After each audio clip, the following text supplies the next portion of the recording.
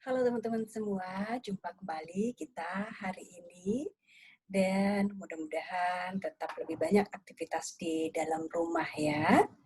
Teman-teman, saya ingin sharing tentang PR untuk pemula.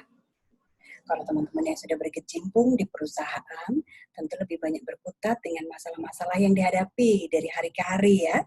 Tetapi bagaimana dengan teman-teman yang saat ini masih kuliah, kemudian juga barangkali masih di semester-semester awal atau baru magang gitu ya.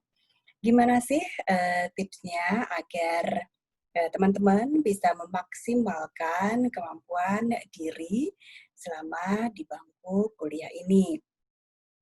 Nah, teman-teman ingat bahwa masing-masing kita hanya punya waktu 24 jam setiap harinya. Sama waktu yang diberikan untuk presiden, untuk menteri, untuk ibu rumah tangga, ataupun untuk teman-teman yang masih kuliah. Nah, tentu menarik ketika kita tahu bahwa kita mempunyai prioritas di dalam hidup kita. Teman-teman, satu hal yang harus teman-teman lakukan selama masih di bangku kuliah adalah membuat dream yang besar. Kapan harus selesai dengan tugas akhirnya, kapan harus mulai membangun networking ke profesi-profesi yang teman-teman akan tuju nantinya. Bagaimana membangun komunikasi dengan teman-teman di luar kampus. Satu hal yang nggak boleh lupa adalah maksimalkan waktu untuk berorganisasi.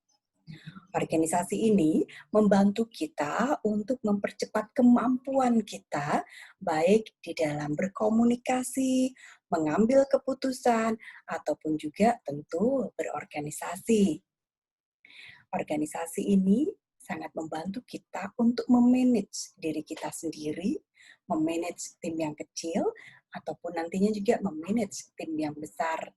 Barangkali kemampuan berorganisasi ini belum begitu kita rasakan pada saat kita masih di bangku kuliah ya. Tetapi ketika teman-teman nanti sudah di dunia kerja, pengalaman ini akan sangat membantu untuk mengorganize pekerjaan teman-teman, untuk mengorganize teman-teman di dalam satu tim, juga untuk menyampaikan ide bagaimana mendapatkan gagasan, kemudian bagaimana mempersuasi orang agar mendukung gagasan yang kita sampaikan. Nah, kita sudah belajar dua hal, yaitu membuat target tentang rencana studi kita, membuat target untuk membuat networking di luar kampus, dan yang kedua yaitu berorganisasi. Ini penting banget kita lakukan.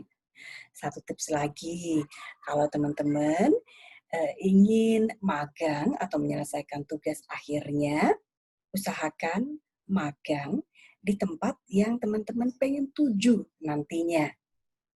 Misalnya saja, saya ingin bekerja sebagai PR di perusahaan-perusahaan makanan gitu ya. Usahakan list down apa saja perusahaan FMCG yang ada atau barang-barang kebutuhan yang ada gitu ya, yang mungkin teman-teman bisa jangkau untuk menjadi tempat magang atau melakukan penelitian.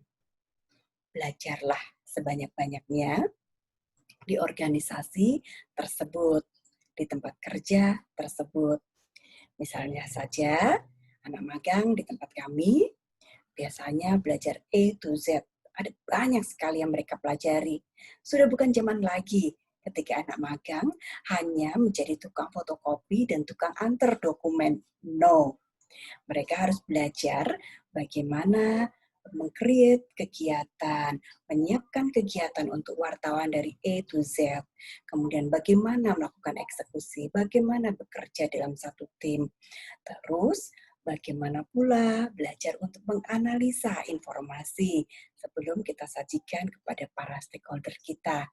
Jadi memang banyak sekali yang bisa kita pelajari selama kita magang. Dan jangan lupa, belajarlah dengan tulus dan bekerja keras.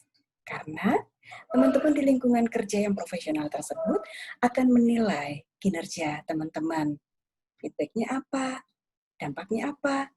Ketika nanti suatu saat teman-teman membutuhkan tempat kerja, mereka akan ingat, oh ya, kenapa kita nggak hubungi anak magang yang dulu? Atau ketika teman-teman eh, mengajukan lamaran di perusahaan tersebut, tentu sudah ada catatan tersendiri bahwa teman-teman bekerja cukup baik, cukup sigap, cukup analitis, kemudian juga bisa bekerja sama dalam satu tim. Nah, itu poin lebih, bukan?